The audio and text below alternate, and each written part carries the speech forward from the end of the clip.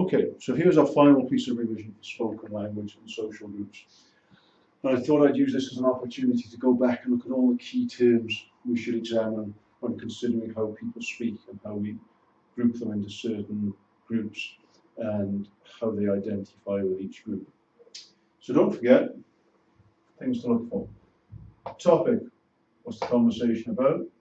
What's the context or the pragmatics? Think of ages, background. What status do the speakers have? Who's dominant? Who's holding the floor? Who is subordinate and why? The mode is obviously spoken. The manner, consider how colloquial or formal it is. The feel, what are they referring to? And the register, how formally are they referring to that lexical feel? Okay, so start off, look at the phatic material. Phatic material is any item of conversation that establishes social contact. It's the small talk. Nice in here, isn't it? Oh yes, very nice. Remember, a group is identified, or community is identified, by having those shared values. So there'll be cultural expectations within that group about how people speak, what they will talk about, and they will share those values because that's what makes them a group. So you look at the values they share. It might be expressed through subject choice, it might be expressed through the levels of formality, through convergence, through accent, and so on. Remember to take into account the paralinguistics if those things are available to you. And remember, these are the non-linguistic features to do with gesture, to do with accent, to do with tone, and so on. Try to look at what the functions of the language are.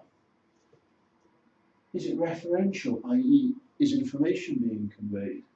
Is it transactional? It's about getting a job done, e.g. a conversation with a plumber or a tradesman. Is it expressive? I've had enough, Dave just interrupted me. There I'm letting my emotions come to the surface. And again, consider how informal or formal the language is. And what will give the game away here is usually sentence length, pauses, fillers, other non-fluency features, lexical choice. Consider the structure. How is that conversation being put together? Are there adjacency pairs? Remember my mother-in-law at Eddie's Cafe in Llangennych? I come in, I say, "Hi Sue, nice in here, isn't it?" She says, "No, not really."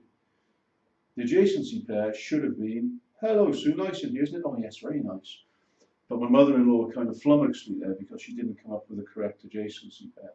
So adjacency pairs are part of turn taking. You make a statement and there might be a tag at the end that invites a latch, and the invitation to the latch or the hospitality token is taken and the person comes back with something you expect. That's a proper adjacency pair. And that's what facilitates turn taking. People know when it's their turn to speak. And don't forget to consider the overlaps. Where there are overlaps occurring, it might be where people are vying for dominance, think of men. It might be where women are converging. It might be that interruptions have to take place for somebody to get their foothold in a conversation. Consider too, the comments people are making. Are they about themselves? Self-related, me, me, me, me, me. Or are they other related? Are people posing questions? Are people inviting others into the conversation? People talking about topics beyond themselves? As we said above, when you look at structure, think about the hospitality tokens and how people finish what they're talking about. What are their closings? Do they put those tokens, those tags at the end? Do they simply stop speaking? Do they invite others to speak? Note the stress and the pauses and the rhythm. You will discern stress probably by capitalized or emboldened words. The pauses will be self-evident. They will either be a micro pause or a number indicating the amount of seconds. And this will generate a rhythm in the conversation. It might be a smooth conversation, it might have good flow, good pace, or it might be staccato and a little bit jagged because of all the pauses and fillers that are coming in. Speaking of which, consider the voiceless hesitation. See where people stop speaking, they pause. They might be word searching, they might not know what to say. And consider the voiced or filled pauses, the ums, the ahs, the which people are using. Perhaps they might be word searching. Whatever they're doing, they're trying to prolong their turn in the turn-taking sequence. Otherwise, they just stop speaking. Think Gordon Brown, probably one of the worst public speakers I've ever heard, who would go, literally after every third or fourth word, and that's what cost him the 2010 election. And his filled pauses really hindered the pace at which he could speak and therefore the fluency of his conversation. We mentioned consider word searching. Within those hesitations of people searching for words, do they not know what to say? Are they playing for time? Are they trying to prolong their turn? Within the conversation, consider the conversational lexis, the colloquialisms, slang. And this also covers taboo language, stuff that we shouldn't talk about, but invariably people do. So you're looking at the jargon that might come into slang as well. And that jargon might take you towards a particular group of people like teachers, scientists, barristers and so on, who have a particular way of overcomplicating a language with jargon that will be so esoteric that they will that they will be the only people who understand. So esoteric is a nice adjective which applies to describing language that only a small group of select individuals can understand. In conversation, as well as those colloquialisms, you have a looser, more rambling grammar.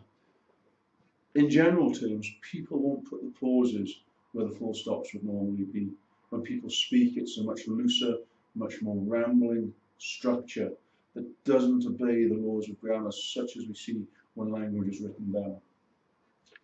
Again, check out those non-fluency features, the fillers, the voiceless pauses, the hesitations, and so on. Voiced hesitations, filled pauses, as we said earlier, they're there to prolong turn taking. Again, in conversational work, look at the topic loops, the repairs. And don't forget, you can repair your own conversation. Oh, sorry, what did I say? And you can repair other people's conversations by helping them out, by prompting them. Remember that silence might need a repair. You might have heard of the phrase an uncomfortable silence. I'll say that again, an uncomfortable silence. When somebody says something, nobody knows what to say, and there's just silence. And then somebody repairs that silence by interjecting with something and stops that silence from becoming overpowering or too uncomfortable. So to sum up in conversation, look at the topic management. How is it structured with shifts, loops, closings, and what's happening with that turn taking? Look at the pauses, the hesitations of the grammar. Consider non-fluency features, repairs, latches, and above all else, don't forget your word classes and your grammar. If you see adverbs being used as intensifiers, point them out. I am exceedingly happy with that, Mr. Jones. So it's very formal, and you can say that the adverb exceedingly is used as an intensifier to underline the formal nature of the conversation. Look at the grammar, sentence length, sentence structure, the length of utterances, where the pauses are, the correctness of what is being said. I hope this helps. See you soon.